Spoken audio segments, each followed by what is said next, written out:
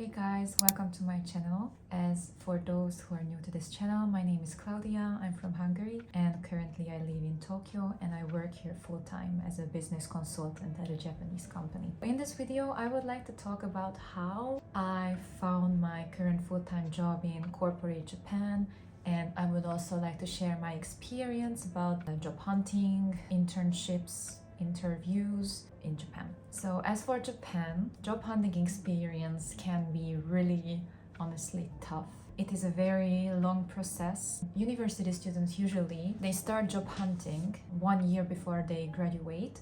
So right after they graduate, they can start their job already. For me as a Hungarian, it's a little bit different there because students usually graduate, they take some break, or some of them even take a gap year.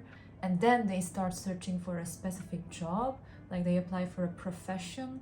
But in Japan, it's quite different usually. People don't apply for one specific profession, they apply for a company. This is most of the case, especially if you are a fresh graduate and you want to get to an entry-level job. This is what I was trying to do as well. In total, I found a full-time job in Japan in a year.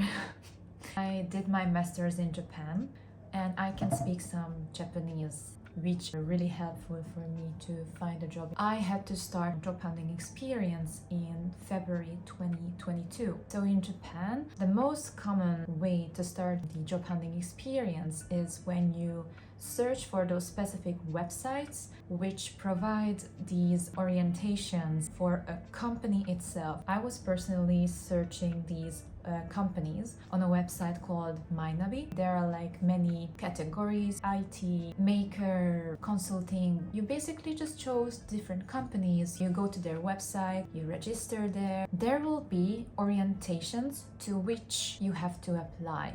You participate in a Zoom meeting or whatever. After you finish this orientation, you usually have to complete a competency test. When I started job hunting, I didn't know this at all.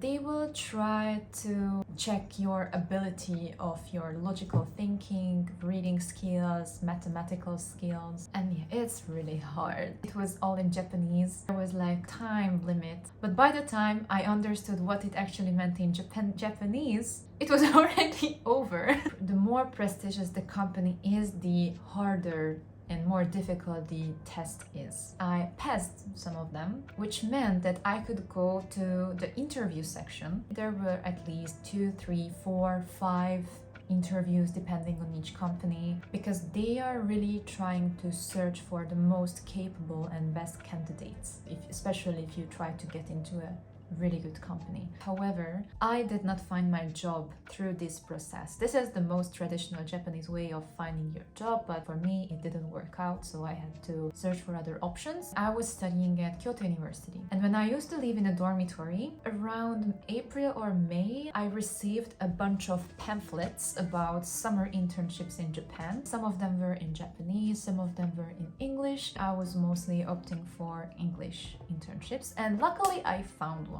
at a consulting firm, so I decided to apply there. The internship I participated in Japan were only 3 days, but there were also 1-day internships.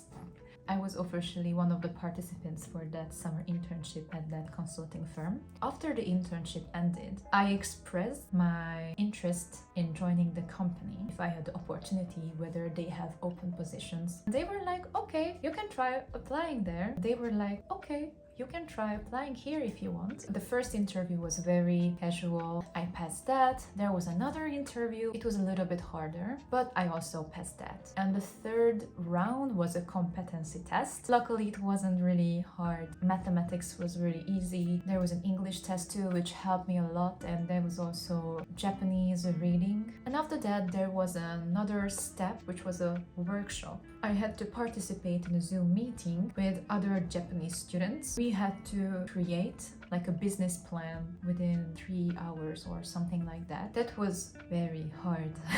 It was really hard because of my language skills. I was definitely not that one prominent person who was leading the whole team. Obviously, at that time I was really worried that, oh my god, this will be the round which I will probably fail, but I passed.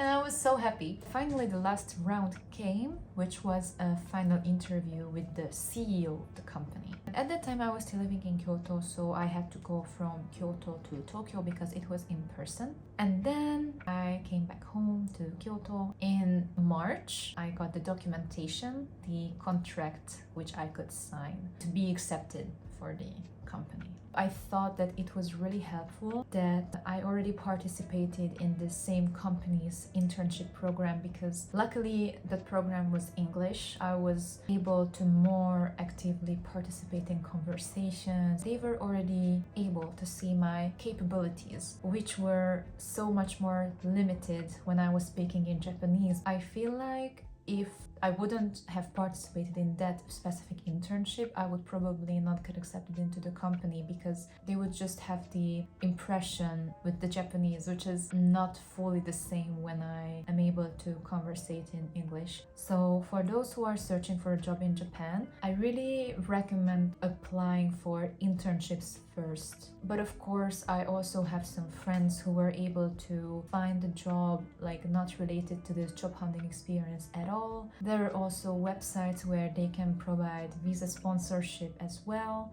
For example, one of the websites is called indeed.com. That was my job hunting experience in Japan, how I became a business consultant here in Tokyo at a Japanese company. I hope this video gave some of you directions who would love to search for jobs in Japan. If you have any questions, you can just leave a comment below and I will try to reply to all of them. Thank you so much for viewing this video. If you liked it, give me a like or thumbs up, and also leave a comment below with your questions regarding job hunting and finding full-time job in Japan. If you're curious about similar topics or just my everyday life in Japan, please subscribe. Thank you so much for the video and see you in the next one. Bye bye.